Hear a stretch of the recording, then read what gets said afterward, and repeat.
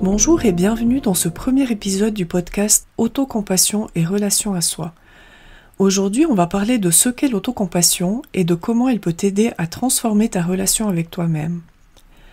L'autocompassion, c'est une manière d'entrer en relation avec soi, avec respect et bienveillance. En fait, c'est se traiter soi-même comme on traiterait un ami proche, en particulier s'il traversait une difficulté. Avant d'entrer dans le vif du sujet, je te propose de te poser la question suivante. Pense à la dernière fois où tu as un ami qui a rencontré une difficulté et qui était dans un état de souffrance, et demande-toi comment tu as réagi à ce moment-là. Qu'est-ce que tu lui as dit? Quel geste tu as eu envers cette personne? Qu'est-ce que tu as voulu lui apporter? Maintenant, rappelle-toi d'une difficulté que toi tu as vécue récemment. Et pose-toi les mêmes questions. Qu'est-ce que tu t'es dit à toi-même?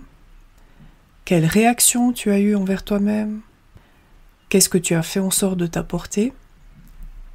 Et maintenant, je te propose de comparer ces réponses.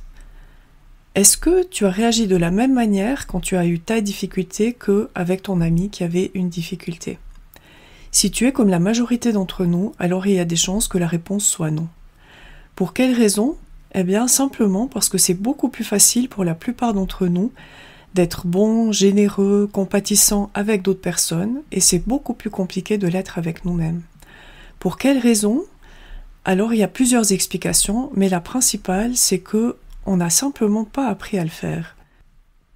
Depuis tout petit, on nous a enseigné que c'était important d'être gentil avec les autres, d'être poli, d'être respectueux, et à mesure qu'on grandissait, c'est des valeurs qui ont toujours été renforcées. Par contre, on ne nous a pas appris comment être avec nous-mêmes quand on est dans la souffrance, quand on a des difficultés.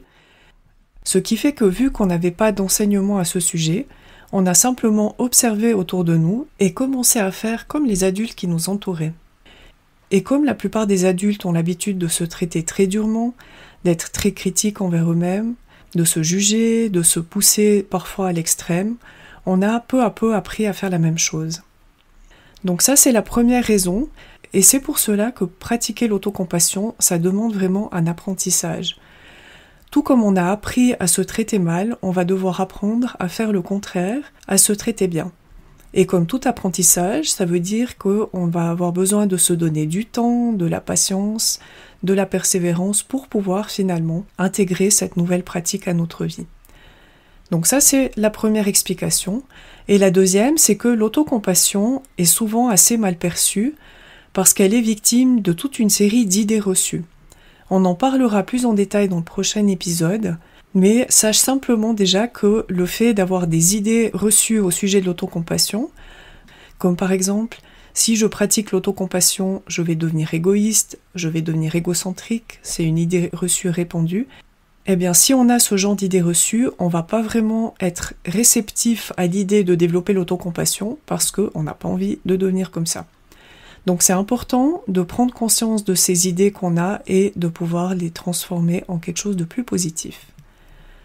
Maintenant, si on regarde un peu plus près ce qu'est vraiment l'autocompassion, on peut la décomposer en 3 parties.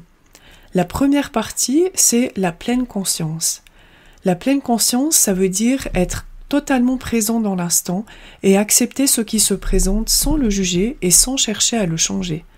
Donc si on parle de souffrance, ça veut simplement dire observer cette souffrance, prendre conscience qu'elle est là, mais pas chercher à s'en débarrasser ou à la transformer en autre chose. Donc première composante de l'autocompassion, la pleine conscience. La deuxième composante de l'autocompassion, c'est l'humanité commune. C'est-à-dire se rappeler qu'on n'est pas le seul ou la seule à souffrir. Quand on rencontre une difficulté et qu'on est dans la souffrance, on peut avoir facilement tendance à penser qu'on est complètement isolé, qu'on est la seule personne à ressentir ça, et ressentir alors de la culpabilité, de la colère, de l'amertume, si on arrive dans ces moments-là à se rappeler que toute personne rencontre des difficultés et connaît de la souffrance à un moment donné de sa vie, alors ça nous aide à ne pas rester enfermés dans notre isolement et dans notre souffrance. Donc deuxième composante de l'autocompassion, l'humanité commune. Et finalement, la troisième composante, c'est la bienveillance envers soi. La bienveillance envers soi consiste à s'apporter ce dont on a besoin sur le moment quand on est dans une difficulté ou dans la souffrance. Ça peut être différentes choses, ça peut être par exemple des paroles qu'on a besoin d'entendre, qu'on va se donner à soi-même, que ça soit par oral ou par écrit, ça peut être un geste apaisant, réconfortant, ça peut être une action, par exemple aller faire une promenade, prendre un bain chaud, aller boire un verre avec un ami, donc tout ce qui va nous permettre de nous apporter du soulagement et du réconfort. Et donc je répète les trois composantes, on a la pleine conscience, l'humanité commune et la bienveillance envers soi. Pour illustrer ça de manière un peu plus concrète, je te propose de prendre un exemple. Imagine qu'au travail aujourd'hui, tu as eu un conflit avec une collègue. Elle t'a reproché quelque chose que tu n'avais pas fait, tu t'es énervé, le ton est monté et tu as dit des choses que tu as regrettées ensuite.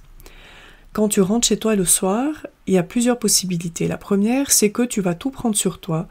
Tu vas te sentir mal, tu vas culpabiliser, tu vas t'en vouloir, tu vas penser à ce que tu aurais dû dire ou ne pas dire. En bref, dans ce scénario, tout est ta faute. Une autre façon de réagir, c'est de faire le contraire et de mettre entièrement la faute sur ta collègue, de décider que c'est elle qui a tort et que tu n'as aucune raison de te sentir responsable de ce qui s'est passé. Donc ça, c'est un bon moyen de se débarrasser des émotions désagréables qui peuvent être présentes. Par contre, ça va pas vraiment permettre de résoudre le problème. Donc c'est pas forcément non plus la meilleure stratégie à adopter. La troisième voie que te propose l'autocompassion, ça va être de suivre le processus que je t'ai décrit tout à l'heure. Donc ça implique de te poser un moment et de prendre le temps d'observer ce qui se passe pour toi.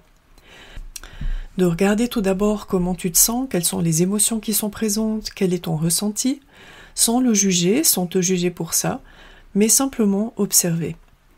Ensuite, si tu remarques que tu te sens mal, te rappeler que c'est pas unique à toi, que c'est normal dans une telle situation, après avoir eu un conflit avec quelqu'un de proche, de se sentir mal, que d'autres personnes dans la même situation se sentiraient aussi comme ça. Et puis finalement, troisième point, c'est te demander de quoi tu as besoin à ce moment-là. Qu'est-ce qui peut t'aider à faire plus facilement face à ces sentiments désagréables et qu'est-ce qui peut t'apporter du soutien et du réconfort. Donc comme dit tout à l'heure, ça peut être t'offrir les paroles que tu as besoin d'entendre à ce moment-là, soit intérieurement, soit en les prononçant à voix haute ou en les écrivant. Ça peut être de prendre un bain chaud, de faire un câlin à ton animal de compagnie, d'aller te promener. Donc vraiment toute chose qui peut te permettre de te soulager à ce moment-là. Voilà, donc ça c'était la démarche qu'on peut adopter quand on rencontre une difficulté. L'idée derrière ce processus, c'est pas de faire disparaître la souffrance, c'est vraiment de l'accueillir, d'être présent avec elle et de s'apporter ce dont on a besoin. Par contre, quand on suit ce processus, ce qu'on observe souvent, c'est que la résultante, c'est qu'on va se sentir mieux après, mais c'est pas vraiment l'objectif qu'on vise. Voilà, maintenant tu as déjà une première base pour pratiquer l'autocompassion. La prochaine fois que tu rencontreras une difficulté, je te suggère de prendre un petit moment pour suivre ce processus et voir si ça change quelque chose pour toi. Ça peut arriver que ça soit difficile au début de le faire, simplement parce que c'est pas naturel, parce que c'est pas ce qu'on a l'habitude de faire. Donc si c'est le cas, si tu sens qu'il y a de la résistance qui est là, que ça provoque de la colère ou de l'irritation, laisse-toi simplement le temps de le faire à ton rythme. Quand on pratique l'autocompassion, on essaye vraiment de la pratiquer tout le temps, ça veut dire aussi vraiment d'être tolérant avec soi pendant les phases d'apprentissage.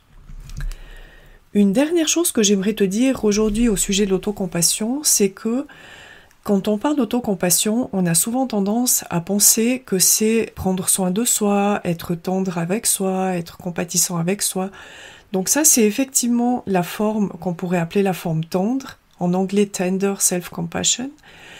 Et c'est une forme évidemment très importante de l'autocompassion parce qu'on n'a pas du tout l'habitude de se traiter comme ça en général.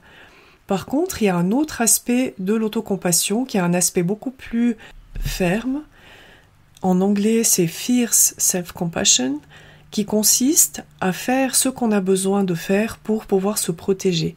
Donc ça peut être prendre des mesures, passer à l'action. Et là, c'est vraiment quelque chose qui est plus donc dans l'action que simplement prendre soin de soi. On en reparlera plus tard, mais j'avais envie déjà de le mentionner ici parce que je pense que c'est important de prendre conscience que l'autocompassion, c'est prendre soin de soi non seulement en étant bienveillant avec soi, mais aussi en étant dans cette forme de protection de soi. Voilà, j'espère que tu as maintenant suffisamment d'informations pour commencer à pratiquer l'autocompassion. Et j'espère que tu feras le test avec la prochaine difficulté que tu rencontreras. Dans le programme en 22 jours que je proposerai d'ici quelques semaines, on va encore approfondir cette connaissance de l'autocompassion et on verra plusieurs pratiques, à part celles qu'on a discutées aujourd'hui, qui te permettront d'intégrer progressivement l'autocompassion dans ton quotidien. Dans le prochain épisode, on parlera des idées reçues à propos de l'autocompassion. Comme je l'ai mentionné tout à l'heure, c'est important d'avoir conscience de ces idées, simplement parce qu'elles peuvent faire obstacle à la pratique de l'autocompassion. Même si on n'en a pas conscience, elles peuvent être là en arrière-plan et faire qu'on ne sera pas à l'aise de pratiquer l'autocompassion et donc on s'empêchera de le faire. Donc on en parle la semaine prochaine. D'ici là, je te souhaite une merveilleuse semaine et je te dis à bientôt.